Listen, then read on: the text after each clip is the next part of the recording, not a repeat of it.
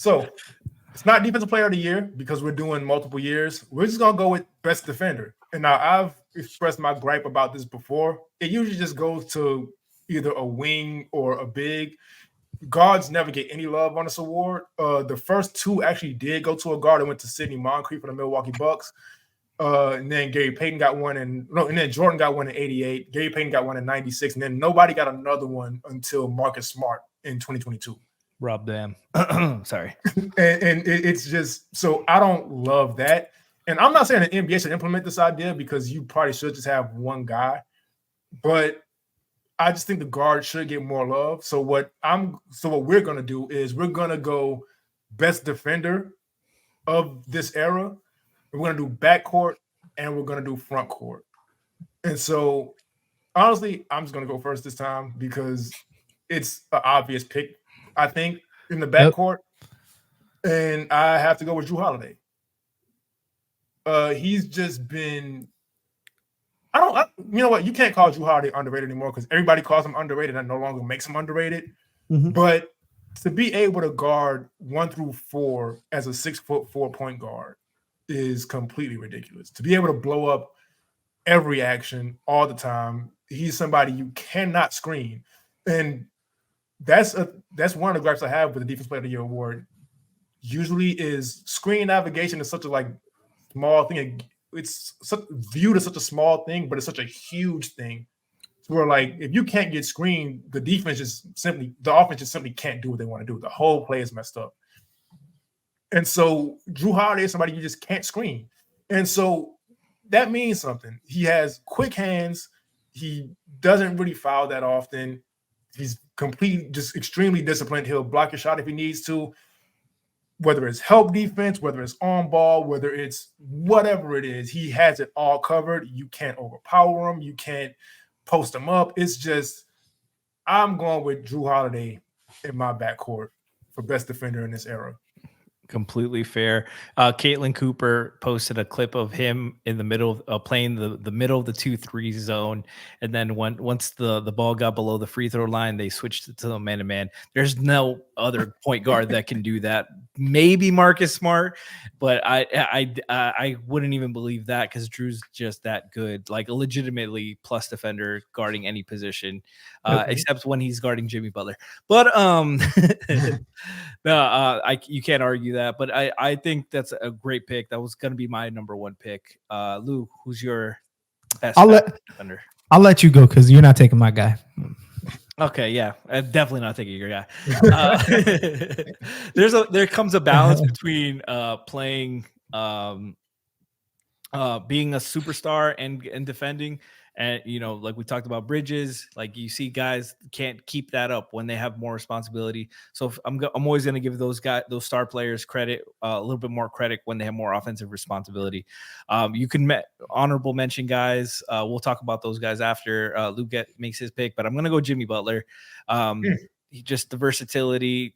He's another guy who can guard 1 through 4. Has had to guard 5s at time on switches. Let Bam switch on the perimeter, guard man to man, and Jimmy will switch on the 5 and hold his own.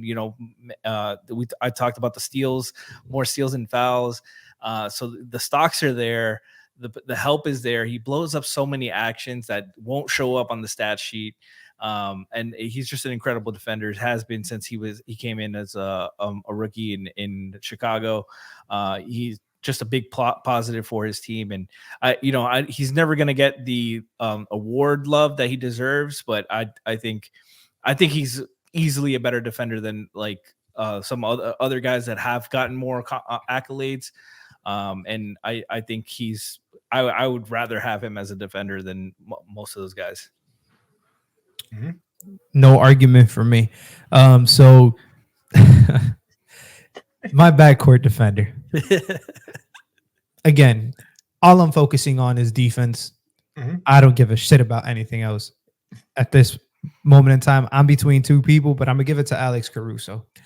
Talk about a player who's literally in this league because he could defend. A player who's in this league getting the minutes that he's getting because he can defend. He has been statistically the best point of attack defender in basketball for a little bit over 2 years now. It just blows up the most screen actions, navigates through screens, pickpockets. Defense to me is also just more than like contesting and finishing the shot. Like it's hustling, it's diving for loose balls, it is grit, effort, all that. And obviously he doesn't have the responsibility of some of the guys you've mentioned. I completely get that, but he puts his heart and soul into every defensive stop. And there's a reason why these trade rumors are going around with Zach LaVine, with DeMar DeRozan, and everybody wants Alex Caruso. Absolutely. There is a reason for that. And it's not to discredit LaVine. It's not to discredit DeRozan.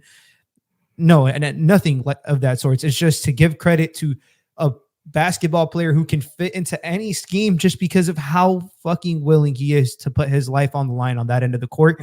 And, Marcus Smart, other guys who probably have gotten more credit than him because of the teams that they've played for, the roles that they've played, the minutes that they've played. But I need to give credit to Caruso because I'd be shameful of myself if I didn't, for what he does defensively, specifically at the point of attack. No argument. I don't have an argument with you either. I feel like he's not a big name, so he doesn't get the credit. And that's one of the things that doesn't make sense to me also, because I was looking at some of the all-defensive teams just all the time. And it's like some of those years, guys got it because of their name, but they have their name because of offense. So it's kind of like it doesn't make a whole lot of sense. And so I'm going to give you credit for that because Alex Caruso is absolutely one of the best defenders in the NBA. And so I don't have an argument for you either. But we're gonna go front court now. And wait, can we mention some honorable mentions real quick for the backcourt? Yeah, just quick names: Chris Paul, absolute dog. Marcus Smart, Depoy, versatile. Paul George, Pest, Paul George. Just a bunch of guys. And for like the up and coming guys, Herb Jones. I was gonna be my guy too, man. I decided not to do it because he's only played like 2 years. But god damn it. Look at his defensive field goals like against the Stars. It's a problem. He's a problem. The first time I saw Herb Jones, I went to a Mavs Pelicans game and I had no idea who Herb Jones was. but I'm looking at him play and I'm just like, yo, this guy is everywhere. This guy can't get screened. He's switching 1 through 4. He's a pest. He's got to weigh like 170 pounds, but he is fucking solid speed, lengthy. He's that football player that you have to put on your team because he can move and guard up and be a pest. But he's an incredible defender. He's like one of the most fun defensive players I've ever seen. He's somebody. If the Pelicans end up getting it together one of these years, he better win the Defensive Player of the Year. He should already be in mentions with how good. Yeah, he should already be in the conversation. He should already 100% be in the conversation. That man is a absolute menace. Yeah, and so we're gonna move on to the front court now, because Frankie kind of mentioned all the backcourt honorable mentions pretty much. So front court, we're gonna go with Lou first. Okay, I went first and then Frankie went. I know where you're going with this. I'm not going where you think I'm going. I'm going for the complete opposite 180. I'm going Rudy Gobert. Okay. We're talking about this era. We're talking about anchoring a defense. It's unfortunate in the playoffs he had to guard the only team that like can truly expose some of his weaknesses. But man, everywhere Rudy Gobert goes, they have the best defense in the NBA. Like, at what point are we gonna to what Kenny says? And what this show is about, we're not focusing on players' weaknesses. Right. What is Rudy Gobert elite at? Drop coverage, at the level coverage, in pick and roll. What is the most ran play in basketball? It is pick and roll. And who's the guy who runs it the most? It's typically the center who's screening. Yeah. And if he's able to shut down these actions multiple times, Defensive Player of the Year, one of the most criticized Defensive Player of the Years, I felt like, since I've been, it's since Marc Gasol, which he shouldn't have won, but that's anyways. But no, seriously, like it feels like he's always like the butt of he gets the butt end of the jokes. He gets made fun of. Huge credit to Donovan Mitchell, but Donovan Mitchell wasn't a world beater defensively. Some of those Utah Jazz teams, if you really look at it, it was literally Rudy Gobert out there on an island with Royce O'Neal having to make up for everybody else who can play like a defense. and he gets to Minnesota. It takes a year, but again, best defense in the NBA. Like, they're shutting people down on that end of the court. His ability to not just defend, but end the possessions, defensive rebounding. It's huge. He's literally a presence. There's a difference between a rim protector and a paint protector, because you could be a good rim protector but not know how to guard the paint to save your life, aka Hassan Whiteside, or you can be a lead at both, and that is what Rudy Gobert is. I think hands down he has to be he's one of the best defenders in this current era at the front court position. Yeah, and you said it best with Rudy Gobert. Defense is a team concept. For sure. And so, yeah, like if you have this one great defender and nobody else around him can defend, he's going to look a lot worse. And no, he's not going to jump out on the perimeter and be able to shut down guards because he's over 7 feet tall. Nobody else his size is asked to do that. Exactly. Well. And so it's about team building in that sense. And so now he's in Minnesota and you have guys who can defend around him. And we see now he can be in the coverages he needs to be in. And we're seeing the impact it's making. The Minnesota Timberwolves are one of the best players, one of the best teams in the league. The Minnesota Timberwolves are one of the best teams in the league. The only difference is Rudy Gobert was there. Rudy Gobert. And one very last thing I want to state, because I'm a huge Donovan Mitchell fan. He was one of my favorite guys I've seen in the draft. So I would watch the Utah games a lot when they were in the playoffs. He got made fun of because he wasn't really guarding the perimeter. A lot wasn't made on, like, the guys in the perimeter were getting blown by and he was providing help at the rim and they weren't rotating to the corner or rotating out. Right. Like but defense is a team concept. Like, one guy doesn't entirely make your defense, but in his case, he has kind of done that where he's been. And, it's not to discredit the players around him defensively, but you're going to make fun of him when he's out there on the perimeter because somebody didn't rotate correctly and he's trying to close out and keep his feet against, Steph Curry's and James Harden. Like, we just talked about these guys being one of the best players of their generation offensively. Of course he's going to look bad. Yeah. Like, come on. No, absolutely. Shout out Rudy. And you mentioned Hassan. So we know as Heat fans what fake rim protection looks like. For sure. And chasing blocks, getting out of position. And Rudy is a great positional defender, being a, Roy Hibbert was probably the first guy to make the verticality famous and stuff. And Rudy's perfected it. The Stifle Tower inside.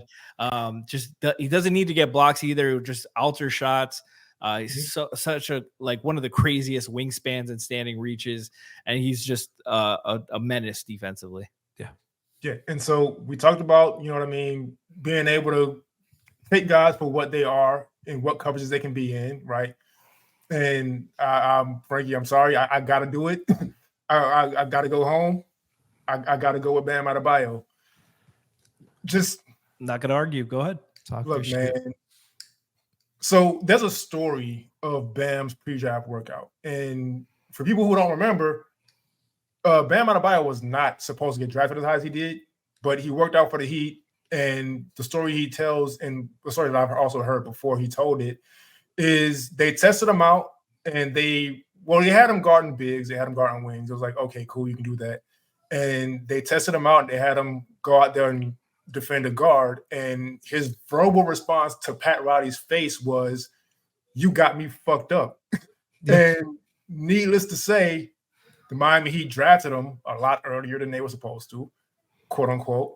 And he's come out, and another example of why I don't care about awards. This is somebody who can genuinely guard 1 through 5, and not only guard 1 through 5, shut down 1 through 5. I've seen him have Kyrie Irving's field goal percentage look like a tour date. I've seen him do that to his rookie year. The first moment that really stood out was him jumping out on the perimeter and locking Steph Curry down. Yep. And he's not being asked to guard people who can't score. He's not being asked to guard people who are a little slow. He's asking to be guard. He's being asked to guard the best players in the NBA, whether they're a point guard, shooting guard, small forward, center, whatever it is. And he used to have some trouble with bigger players, and that's not really the case anymore as much. Aside from Nikola Jokic, who doesn't have trouble. The only exception to the rule. The only exception. Joel Embiid used to give him problems. That's not the case anymore. We can talk about Joel having injuries last year, but we saw before. We mentioned Giannis and how incredible of a player he is. And he has trouble against Bam every playoffs. Whether he got injured or not last season, that's not the first time they matched up. Mm-hmm. And so and it's to a point now where I know like he's gotten too good offensively to be considered a defensive player of the year because he's just not going to get the votes. And so look, he's deserved about 2 already. Yep. And so he's going to be my pick because it's just like if I'm not a Miami Heat fan, like I said, I'm the best defensive player in the NBA. Completely fair. No argument. Like no, Bam's versatility.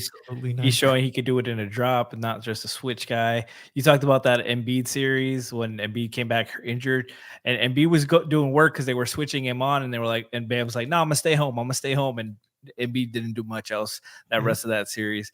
Can't argue that. I wasn't. You know what was crazy? I wasn't even considering Bam. That is, I 100% thought you was gonna choose him. No, I thought you were gonna go with this guy first. And I guess the honorable mention guy is going to be forgotten, but I'm going to go Draymond, just the quarterback of 4 finals, championship teams, a couple other conference champions, Depoy. He's got that. He's got the first team all defense, can switch, can play at the level, can drop, can guard. Guards can mess with. He's one of the only guys that can really mess with Jokic, and has really like stifled him and bothered him. And even still, like Jokic is just fucking incredible. But Dre is just the IQ. I think we forget about that, how important that is in part of defense. Just knowing coverages, knowing tendencies, knowing where to be. Knowing play calls, knowing where we talk. A lot has been made about LeBron. Calling guys, other teams plays out, telling players where they're supposed to be on the other team. Mm-hmm. Dre's that same kind of like IQ there. I know Dre could make any defensive team better, and I'm not afraid to say he's been the second most important players in that dynasty. You can mention KD, but he wasn't part of half of them, so I can't say that. Yeah. And Clay has had too many no-shows for me. So Dre, just incredible defender. And then honorable mention. I'm surprised this guy's still on the board. Kawhi, just I was gonna say him as honorable mention. When like the play. The fucking play that I remember most about Kawhi Leonard's defense isn't even a play where you could see him on the court. It's in the finals when LeBron's at the free throw line and Kawhi checks in the game. LeBron turns back and goes, "Oh, fuck." Crazy. That's the kind of defender he was. And that was like 21-year-old Kawhi Leonard guarding arguably the best version of LeBron James on both ends of the court. And just bothering him that much that he didn't want to see him on the court. Depoy, steals, blocks, guy. He's so good that he would guard a star player and teams started just sending him to the corner, so he won't be involved in the action. They'll say, all right, we'll play 4-on-4 here and we'll try to figure it out. That is an all-time defender. Yeah. I'm gonna have one honorable mention. I think we picked first of all, I think the people we've stated like have, rightfully so, they've earned their spot. And my honorable mention is going to be, I have to give credit to this player, even though this era of his is just beginning, because he's a rookie. But I know where you're going. It's Chet Holmgren. Mm-hmm. Guys, genuinely, this man is otherworldly on that end of the court. He should be in considerations for Depoy as a rookie. That's how impactful he is to this team's defense. His defensive rating when he is on the floor with them is ridiculous. His talk about rim protection, talk about paint protection. He doesn't foul. Talk about verticality. Right. He doesn't jump. Talk about being in different schemes, free roamer, guarding bigs. you know, he's skinny. His era is just beginning, but I wouldn't be shocked if in here from now in like 10 years he has 2-3 defensive player of the years in his trophy case. So. Yeah, definitely. My honorable mention, we spoke about him a lot already, but it has to be Giannis. I feel like if we haven't chosen him already, it's just, again, you probably don't want him on ball, even though he's not a bad on ball defender, but off ball, you just don't want him anywhere near you. And so it's to a point where the best thing you can do, and the thing teams do, is look, we'll just deal with him on the ball. We'll just whoever he's guarding, just screen for me. Let's bring him over here so we can get something going somewhere else. Like, I'm not gonna try to score. Let's just get him, put him in the way to get him out the way in some sense. And so we can't just not mention Giannis as far as defense goes. And so, and honestly, that's just gonna move us into our next segment. Hold on. We can't forget a couple other guys. Yeah. We have to just mention their names. LeBron, Anthony Davis, Wemby, if you're talking next generation. These guys are all special players. Like, we have to mention them. At least PG, and I consider more of a 3 than a 2. Brook Lopez. Fantastic. Brook Lopez. Brook Lopez has the resurgence of Brook Lopez. Yeah, just the morph of a back to the basket, a no defense player to a legitimate DPOY finalist. What a career! Like, one of the reasons Giannis is able to do what he does. Yeah, exactly. Schematically, he's able to guard his ass on the back doors. Exactly, 100%. I just wanted to mention those guys. Sure. Jaren Jackson, of course, we got to mention him too. Already a DPOY young player. But yeah, there's a lot of great defensive talent in the NBA already. Yeah, 100%. And in the future, we're gonna end up mentioning All-Star Thompson on here. We also got to mention him, but that team is just like we can't give him that right now, unfortunately.